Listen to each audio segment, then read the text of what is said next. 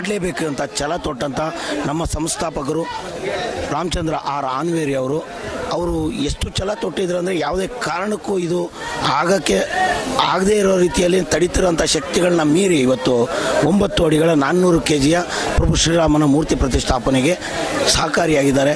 ಮತ್ತು ಅವರ ಒಂದು ದೈವಶಕ್ತಿ ಮತ್ತು ದೈವ ಬಲ ಇವತ್ತು ಅವ್ರಿಗೆ ಯಾವ ರೀತಿಯಾಗಿ ಪ್ರೇರಣೆ ಆಯಿತು ಮತ್ತು ಅವರು ಯಾವ ರೀತಿಯಾದ ಕಷ್ಟಗಳನ್ನ ಮತ್ತು ಯಾವ ರೀತಿಯಾದ ಸಮಸ್ಯೆಗಳನ್ನ ಎದುರಿಸೋರು ಅನ್ನೋರಿಗೆ ನಮ್ಮ ರಾಮಚಂದ್ರ ಆರ್ ಆನ್ವೇರಿ ಅವ್ರ ಜೊತೆಲ್ಲ ಮಾತಾಡೋಣ. ಸರ್ ನಮಸ್ಕಾರ. ನಮಸ್ಕಾರ ಸರ್, ಮೊದಲನೇದಾಗಿ ಜೈ ಶ್ರೀರಾಮ್. ಜೈ ಶ್ರೀರಾಮ್. ಸರ್, ಇವತ್ತು ಪ್ರಭು ಶ್ರೀರಾಮಚಂದ್ರ ಅಯೋಧ್ಯೆಯಲ್ಲಿ ಪ್ರತಿಷ್ಠಾಪನೆ ಆಗ್ತಾಯಿದ್ದಾರೆ ನಮ್ಮ ಮೋದಿಜಿಯವ್ರ ಕೈಯಲ್ಲಿ. ಇವತ್ತು ನಿಮ್ಮ ಕೈಯಲ್ಲಿ ಈ ಒಂದು ರಾಮನ ಪ್ರತಿಷ್ಠಾಪನೆ ಆಗ್ತದೆ, ಹೆಂಗೆ ಅನಿಸ್ತಾ ಇದೆ ಸರ್ ನಿಮಗೆ? ತುಂಬ ಅದ್ಭುತ ಅನಿಸ್ತಾ ಇದೆ. ನಾನು ಕಳೆದ 15 ದಿವಸದಿಂದ ಮಂತ್ರಾಲಯ ಪ್ರವಾಸ ಮುಗಿಸ್ಕೊಂಡು ಬರಬೇಕಾದ್ರೆ ನಾನು ಇದೇ 22ನೇ ತಾರೀಕು ವಿಶೇಷವಾಗಿ ಏನಾದರೂ ಮಾಡಬೇಕು ಅಂತ ಅಂದ್ಕೊಂಡಿದ್ದೆ. ಆಮೇಲೆ ನಮ್ಮ ಚಾನಲನ್ನು ಇವತ್ತು ಪ್ರಭು ರಾಮಚಂದ್ರನ ಪಾದಕ್ಕೆ ಅರ್ಪಣೆ ಮಾಡೋ ಮೂಲಕ ರಾಷ್ಟ್ರಾರ್ಪಣೆ ಮಾಡಬೇಕಂತ ಅಂದ್ಕೊಂಡಿದ್ದೆ. ಸೊ ಕಾರಣಾಂತರದಿಂದ, ತಾಂತ್ರಿಕ ದೋಷದಿಂದ ಅದು ಆಗಲಿಲ್ಲ. ಆದರೂ ಸಹ ಆ 15 ದಿವಸದಲ್ಲಿ ಇವತ್ತೇನಾದರೂ ವಿಶೇಷ ಕಾರ್ಯಕ್ರಮ ಅಂಜನಾದ್ರಿಯಲ್ಲೇ ಮಾಡಬೇಕು, ಅಲ್ಲಿ ರಾಮ ಇಲ್ಲಿ ಹನುಮಾನ್ ಕಾನ್ಸೆಪ್ಟ್ ಇಟ್ಕೊಂಡು ಪ್ರಭು ರಾಮನಿಗೂ ಮತ್ತು ಕರ್ನಾಟಕ ಕಿಷ್ಕಿಂಧೆಯ ಆಂಜನೇಯನಿಗಿರೋ ಒಂದು ಅವಿನಾಭಾವ ಸಂಬಂಧವನ್ನು ವಿಶ್ವಕ್ಕೆ ತೋರಿಸ್ಬೇಕು ಅನ್ನೋ ದೃಷ್ಟಿಯಿಂದ ಒಂದು ಕಾರ್ಯಕ್ರಮ ಮಾಡಿದ್ವಿ. ಆವಾಗ ಒಂದು ನನಗೆ ಬೆಟ್ಟದ ಮೇಲೆ ಹನುಮನ ದರ್ಶನ ಆಗ್ಬೇಕಾದ್ರೆ ಒಂದು ಸಂಕಲ್ಪ ಆಯಿತು, ಪ್ರಭು ರಾಮಚಂದ್ರ ಇಲ್ಲೂ ಒಬ್ಬ ಇದ್ದರೆ ಚೆನ್ನಾಗಿರುತ್ತೆ ಅಂತ ಒಂದು ಪುಟ್ಟದಾಗಿ ರಾಮನನ್ನ ಪ್ರತಿಷ್ಠಾಪನೆ ಮಾಡಬೇಕಂತ ಅಂದ್ಕೊಂಡೆ. ಆಮೇಲೆ ಅದು ಹೋಗ್ತಾ ಇನ್ನೇ ಒಂದು 48 ಗಂಟೆಗಳಲ್ಲಿ ಅದು ಬೃಹತ್ತಾದ ಒಂದು ಪಂಚಲೋಹದ 9 ಅಡಿ ವಿಗ್ರಹ ಮಾಡಲೇಬೇಕು ಅಂತ ತೀರ್ಮಾನ ಕೈಗೊಂಡೆ. ಕೇವಲ 10 ದಿನದಲ್ಲಿ ಈ ಒಂದು ಭವ್ಯವಾದ 400 kgಯ ಸುಂದರವಾದ ಒಂದು ವಿಗ್ರಹ ತಯಾರಾಯಿತು.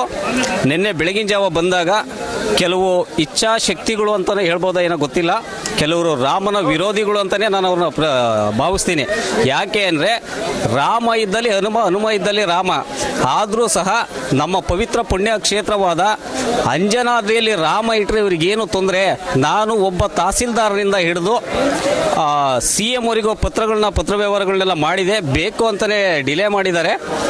ಆಮೇಲೆ ಉದ್ದೇಶಪೂರ್ವಕವಾಗಿ ತಡಿಲೇಬೇಕು ಅಂತ ನಿನ್ನೆ ಪ್ರಯತ್ನ ಪಟ್ಟರು. ಆದರೂ ರಾಮನ ಒಂದು ಶಕ್ತಿ ಅವನು ತೋರಿಸಿದ. ನಿನ್ನೆ ಆ ರಾಮನ ಪವಾಡದಿಂದನೇ ಅನ್ಯ ಪಕ್ಷದವರು BJPಯಿಂದ ರಾಮನೋ, ರಾಮನಿಂದ BJPನೋ ಗೊತ್ತಿಲ್ಲ, ಆದರೆ ರಾಮನ ಹೆಸರು ಹೇಳ್ಕೊಂಡು ಇವರೆಲ್ಲ ಅಧಿಕಾರಕ್ಕೆ ಬಂದು ನಾಯಕರುಗಳು ಇವರು ಏನೂ ರಾಮನ ಬಗ್ಗೆ ತಲೆ ಕೆಡಿಸ್ಕೊಂಡು ತುಂಬ ಬೇಜಾರಾಯಿತು. ನಾನು ಕಳೆದ 32 ವರ್ಷದಿಂದ ಹಲವಾರು ಹಿಂದೂ ಸಂಘಟನೆಗಳಿಗೆ ಕೆಲಸ ಮಾಡಿದ್ದೇನೆ. ಆದರೂ ಸಹ BJPಯ ಕೇಂದ್ರ ಸಂಸದೆ ಹಾಗೂ ಕೇಂದ್ರ ಸಚಿವೆಯಾದಂತಹ ಶೋಭಾ ಕರಂದ್ಲಾಜೆ ಅವರು ಬಂದರು. ಅವ್ರಿಗೆ ಮನವಿ ಕೊಟ್ಟರು, ಅವ್ರು ಕೇಳಿಸ್ಕೊಳ್ಳೋಕ್ಕೂ ತಯಾರಿಲ್ಲ. ಇವರು ಮುಂದಿನ ದಿನಗಳಲ್ಲಿ ರಾಮ ಭಕ್ತರಿಗೆ ಯಾವ ರೀತಿ ನ್ಯಾಯ ಕೊಡ್ತಾರೆ ಅನ್ನೋದು ಪ್ರಶ್ನೆ ಮಾಡಬೇಕಾಗತ್ತೆ. ಆದರೂ ಪರವಾಗಿಲ್ಲ, ಕರಡಿ ಸಂಗಣ್ಣ ಅಂತ ಅವರಿಗೂ ಸಹ ಇಲ್ಲಿ ಸ್ಥಳೀಯ ಸಂಸದರು ಅವರಿಗೂ ಮಾತಾಡಿದೆ. ಅವರು ಏನೋ ಮುಂದೆ ನೋಡೋಣ ಅಂತ ಹೇಳಿದರು.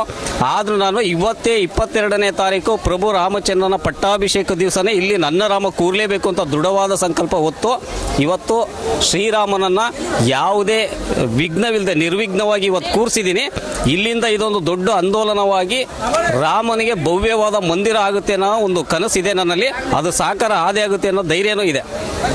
ಸರ್, ಒಟ್ಟಾರೆಯಾಗಿ ಒಂದು ರಾಮನ ಇವತ್ತು ಹಲವಾರು ಗಣ್ಯರಿರ್ಬೋದು, ಶ್ರೀಮಂತರಿರ್ಬೋದು, ಅವರೇ ಮಾಡಲಿದ್ದಂಥ ಕೆಲಸ ನಿಮಗೆ ಯಾಕೆ ಈ ಪ್ರೇರಣೆ ಆಯಿತು ಮತ್ತು ಈ ಕೆಲಸ ನೀವು ಯಾಕೆ ಮಾಡ್ಬೇಕು ಅನ್ಸ್ಕೊಂಡ್ರಿ? ನನ್ನ ಹೆಸರೇ ರಾಮಚಂದ್ರ.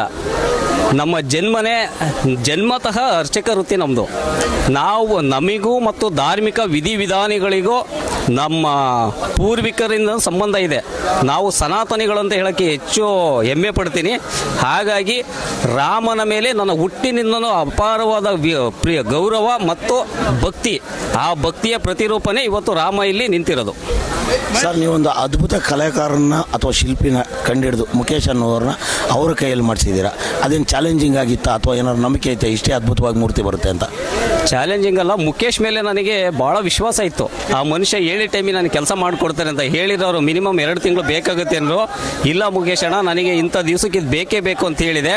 ಕೇವಲ 6 ದಿನದಲ್ಲಿ ಹಗಲು ರಾತ್ರಿ ಕೆಲಸ ಮಾಡಿ ಸ್ವತಃ ನನ್ನನ್ನು ಅವರ ಫ್ಯಾಕ್ಟ್ರಿಗೆ ಕರೆಸಿ ಎಲ್ಲ ತೋರಿಸಿ ಇದು ಈಗ ಬರುತ್ತೆ ಅಂತೆಲ್ಲ ಹೇಳಿ ಆ ಬಾಹು ಕಟ್ಟು ಯಾವ ರೀತಿ ಬರಬೇಕು ಅನ್ನೋದು ಎಲ್ಲ ನನ್ನಿಂದನೂ ಮಾರ್ಗದರ್ಶನ ಪಡ್ಕೊಂಡು ಕೇವಲ 6 ದಿನದಲ್ಲಿ ಈ ದಿವ್ಯವಾದ ಒಂದು ಭವ್ಯವಾದ ಮೂರ್ತಿ ನಿರ್ಮಾಣ ಕೊಟ್ಟಿದ್ದಾರೆ. ಅವರಿಗೆ ವಿಶೇಷವಾಗಿ ಒಂದು ಧನ್ಯವಾದ ಅರ್ಪಿಸ್ತೀನಿ. ನನ್ನ ಜೊತೆಲಿ ಮಾತಾಡ್ತಾ ಹೇಳ್ತಾ ಇದ್ರಿ, ಮಲ್ಲೇಶ್ವರಮನ ಯದುಗಿರಿ ಯತಿರಾಜ ಮಠದ ಸ್ವಾಮೀಜಿಗಳು ತುಂಬ ಅದ್ಭುತವಾಗಿ ಬಂದಿದೆ ರಾಮಚಂದ್ರ ಅಂತ. ಅದ್ರ ಬಗ್ಗೆ ಗುರುಗಳು ಯಾವ ಥರ ನಿಮಗೆ ಏನಂತ ಹೇಳಿದ್ರು? ಗುರುಗಳಿಗೂ ನನಗೂ ಒಂದು ಗುರು ಶಿಷ್ಯನ ಸಂಬಂಧಕ್ಕಿಂತ ಅವರು ನನ್ನ ಒಂದು ಹೃದಯ ಸಾಮ್ರಾಟರು ಅಂತಲೇ ನಾನು ಹೇಳ್ತೀನಿ. ಯಾಕೆಂದರೆ ಒಂದು ಶ್ರೀ ವೈಷ್ಣವ ಪರಂಪರೆಯ ರಾಮಾನುಜರು ಸ್ಥಾಪನೆ ಮಾಡಿದಂತಹ ಯದುಗಿರಿ ಯತಿರಾಜ ಪೀಠದಲ್ಲಿ ಇವತ್ತು 41ನೇ ಪೀಠಾಧಿಪತಿಗಳಾಗಿ ಕೂತಿದ್ದಾರೆ. ಅವರ ಒಂದು ಕೃಪಾ ಕಟಾಕ್ಷದಿಂದನೇ ನನ್ನ ಎಲ್ಲ ಸಾಮಾಜಿಕ ಕೆಲಸಗಳು ನಡೀತಾ ಇರೋದು. ಅವ್ರ ಕೃಪೆಯಿಂದನೇ ಎಲ್ಲ ನಾನು ಮುಂದಿನ ನಿರ್ಧಾರಗಳನ್ನ ತಗೊಳ್ತಾ ಇರೋದು. ಆಮೇಲೆ ಮೊನ್ನೆ ವಿಶೇಷವಾಗಿ ರಾಮನ ವಿಗ್ರಹ ಪ್ರತಿಷ್ಠಾಪನೆಗೆ ಅವ್ರು ಬರ್ತೀನಿ ಅಂತ ಹೇಳಿದ್ರು. ಕಾರಣಾಂತರದಿಂದ ಇವತ್ತು 22ನೇ ತಾರೀಕು ಬೆಂಗಳೂರಿನ ಹಲವಾರು ದೇವಾಲಯಗಳ ಕಾರ್ಯಕ್ರಮ ಇರೋದ್ರಿಂದ ಅಲ್ಲಿ ಸಾವಿರಾರು ಜನ ಭಕ್ತರು ನೂರಾರು ಕಾರ್ಯಕ್ರಮಗಳ ಆಯೋಜನೆ ಮಾಡಿದ್ರು. ಹಾಗಾಗಿ ರಾಮಚಂದ್ರ ಈಗಿದೆ ಏನು ಮಾಡೋದಪ್ಪ, ನಿನ್ನ ಕಾರ್ಯಕ್ಕೆ ಬರಲೇಬೇಕು ಅಂತ ಇದ್ದೀನಿ, ನಾನೆಲ್ಲ ಬಿಟ್ಟು ಬರ್ತೀನಿ ಅಂದರು. ಬೇಡ ಗುರುಗಳೇ, ರಾಮನ ಕೂರ್ಸೋಣ, ಇನ್ನೊಂದು ದಿವಸ ನೀವು ಬಂದು ಪ್ರತಿಷ್ಠಾಪನೆ ಮಾಡಿ, ಆದರೂ ಪರವಾಗಿಲ್ಲ, ನಾನು ಅಡ್ಜಸ್ಟ್ ಮಾಡ್ಕೊಳ್ತೀನಿ. ಇಲ್ಲಿ ಇರೋ ಸಾವಿರಾರು ಜನ ಭಕ್ತರಿಗೆ ನನ್ನ ಒಬ್ಬನಿಂದ ನಿರಾಶೆ ಆಗಬಾರ್ದು, ನೀವು ಭಕ್ತರೊಂದಿಗಿರಿ, ನಾನು ಕಾರ್ಯ ಮಾಡ್ಕೊಂಡು ಬರ್ತೀನಿ, ಮುಂದಿನ ದಿನಗಳು ಸೇರೋಣ ಅಂತ ಹೇಳಿದೆ. ಆಮೇಲೆ ಮೂರ್ತಿ ಬರಬೇಕಾದ್ರೆ ಸ್ವಾಮಿಗೆ ದರ್ಶನಕ್ಕೆ ಏನಾದರೂ ಸ್ವಾಮಿನೇ ಆ ಫ್ಯಾಕ್ಟ್ರಿ ಕರ್ಕೊಂಡು ಹೋಗ್ಬೇಕು ಅಂತಿದ್ದೆ. ಆದರೆ ಸ್ವಾಮೀಜಿಯವ್ರ ಒತ್ತಡದಲ್ಲಿ ಅನಾರೋಗ್ಯದ ಕಾರಣ ಮೂರ್ತಿಯನ್ನೇ ಯದುಗಿರಿ ಮಠಕ್ಕೆ ಕರ್ಕೊಂಡು ಹೋದೆ.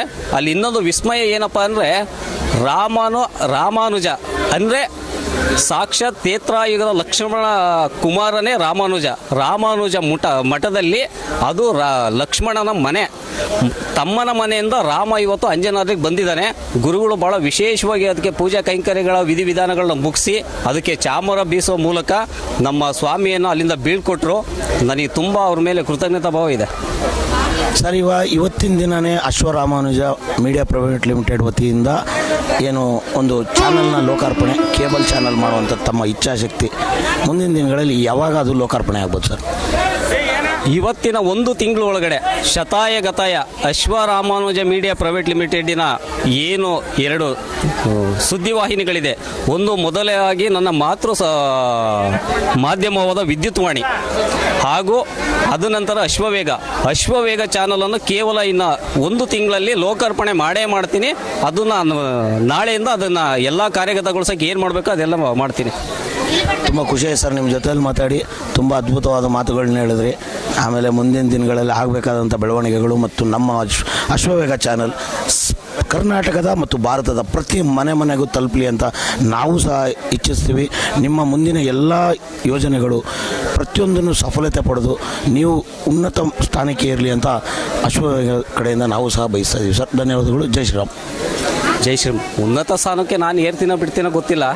ನನ್ನ ನಂಬಿದಂಥವ್ರಿಗೆ ಒಂದು ಸರಿಯಾದ ನ್ಯಾಯ ಕೊಡಬೇಕು ಅನ್ನೋ ಒಂದು ಹೋರಾಟ ಇದೆ.